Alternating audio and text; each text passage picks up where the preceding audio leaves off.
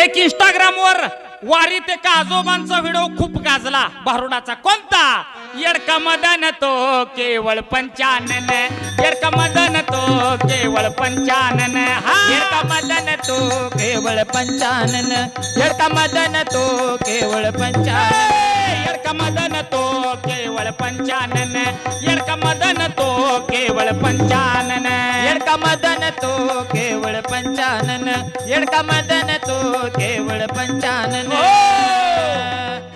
मग या भारुडाचा अर्थ बघूया. नाथ महाराजांनी एक येडका नावाचा भारुड लिहिलाय. एक नाथ महाराज म्हणतात, येडका मदन तो केवळ पंचानन आणि येडका मदन तो केवळ पंचानन. येडका आपण पहिलीपासून ऐकत आलोय. काय? ए ए येडक्याचा. येडका म्हणजे काय? मेंढा, टक्कर देणारा मेंढा. मदन म्हणजे वासना, शरीरातील वासना, काम, विषय. आणि पंचानन म्हणजे सिंह, सिंहासारखा गुरगुरत टक्कर देणारा मेंढा. मग नातानी या येडक्याला, बारीक आहे का बरं का, या येडक्याला, मेंढ्याला काम रूपी येडका, मदन रूपी येडका, वासना रूपी येडका म्हटलंय. मग आता बारीक आहे का, मग या वासना रूपी येडक्यानं, मदन रूपी येडक्यानं धडक आतापर्यंत कुणा कुणाला दिली? वासनेनं धडक कुणाला दिली? बारीक आहे का, धडक मारली शंकरा. त्या वासनेनं शंकराला सुद्धा सोडलं नाही. एकनाथ महाराज म्हणतात, धडक मारली शंकरा केला ब्रह्मयाचा मातेरा. ब्रह्मयाचा म्हणजे ब्रह्मदेवाचा. ब्रह्मदेवाला तर त्या येडक्यानं अशी धडक दिली, वासनेनं अशी धडक दिली, ब्रह्मदेवाची वासना स्वतःच्या मुलीवरती गेली. इथे एकनाथ महाराज म्हणतात, धडक मारली शंकरा केला ब्रह्मयाचा मातेरा, इंद्रचंद्राशी दरारा लाविला जेने. म्हणून येडका मदन, येडका मदन, येडका मदन तो केवळ पंचानन, येडका मदन तो केवळ पंचानन, येडका मदन तो केवळ पंचानन, येडका मदन तो केवळ पंचानन, येडका मदन तो केवळ पंचानन, येडका मदन तो केवळ पंचानन, येडका मदन तो केवळ पंचानन, येडका मदन तो केवळ पंचानन. हो रे, हो रे, हो. मग एकनाथ महाराज म्हणतात, या वासनारूपी येडक्यानं, कामरूपी येडक्यानं, विषयरूपी येडक्यानं अजून धडक कुणाला मारली?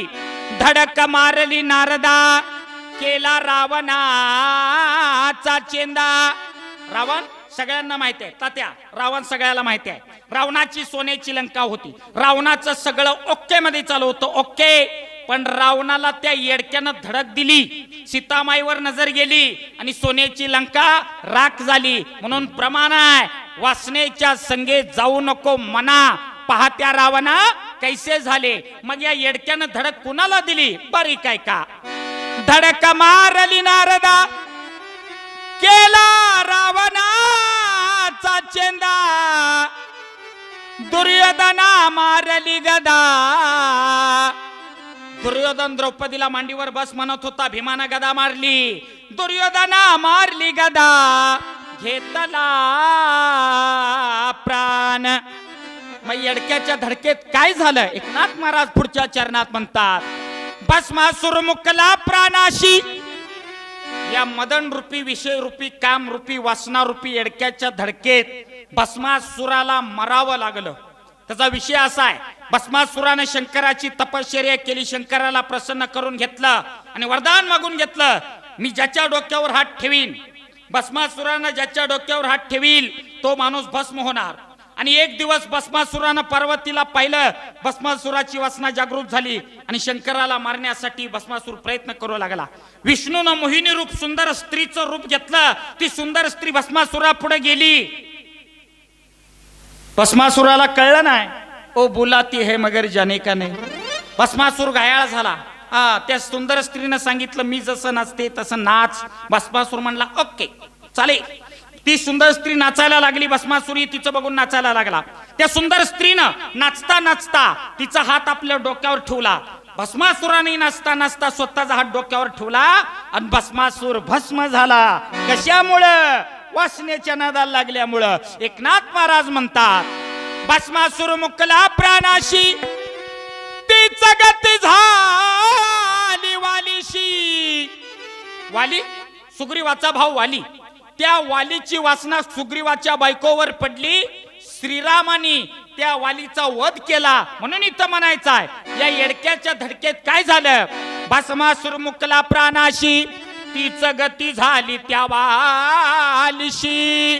विश्वामित्रासारखा ऋषी, ज्याने 60,000 वर्ष तपश्चर्या केली, ते विश्वामित्र ऋषी, रंभेने एका सेकंदात त्या ऋषीची तपश्चर्या मोडली. म्हणून इथं नाथ महाराज म्हणतात, विश्वामित्रासारखा ऋषी नाडीला जेने, मग शुकदेवानी ध्यान धरोनी.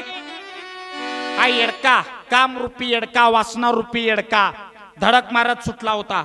शंकराला धडक दिली, ब्रह्मदेवाला धडक दिली, नारदाला, दुर्योधनाला, रावणाला, इंद्रचंद्राला, सगळ्यांना धडक दिली. कुणालाच येडका आवरता आला नाही. मग एकनाथ महाराज म्हणतात, शुकदेवानी मात्र तो येडका आवरला आणि बांधून टाकला. आतापर्यंतच्या इतिहासात 4 जणांनी हा वासनारूपी येडका बांधलाय. कोण? शुक, भीष्मा, हनुमान आणि कार्तिक स्वामी. या 4 जणांनी हा मदन रूपी येडका बांधून टाकला. मग एकनाथ महाराज या भारुडाचा शेवट करतात. शुकदेवानी ध्यान धरोनी, येडका नला कळोनी, एका जनार्दनी चरणी बांधिला जेने. तात्या, या भारुडाचा सार तात्पर्य असा आहे, अरे शंकर, ब्रह्मदेव, इंद्र, चंद्र, रावण एवढी महान तपस्वी लोक त्या येडक्याच्या धडकेत घायाळ झाली, हतबल झाली. मग तुम्ही आम्ही माणसं आहे दादा. मग या कलियुगात सुद्धा तो येडका धडक मारत सुटलाय. मग आम्हाला नसरापूरमध्ये घडलेलं 3 वर्षाचं बाळावर अत्याचार झालेलं प्रकरण ऐकायला येतं. यज्ञ नावाच्या बाळाचं प्रकरण ऐकायला येतं. कशामुळं? या वासनारूपी येडक्यानं धडक दिल्यामुळं हा प्रकार झाला दादा.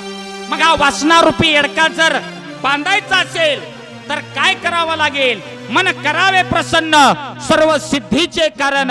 मन प्रसन्न करून त्या भगवंताचं नामस्मरण जोपर्यंत आपण करणार नाही, तोपर्यंत तो मदन रूपी येडका बांधता येणार नाही. म्हणून एकनाथ महाराज म्हणतात, शुकदेवानी ध्यान धरोनी, येडका नला कळोनी, एका जनार्दनी चरणी बांधिला जेने. मग येडका मदन, येडका मदन, येडका मदन तो केवळ पंचानन, येडका मदन तो केवळ पंचानन, येडका मदन तो केवळ पंचानन, येडका मदन तो केवळ पंचानन, येडका मदन तो केवळ पंचानन, येडका मदन तो केवळ पंचानन, येडका मदन तो केवळ पंचानन, येडका मदन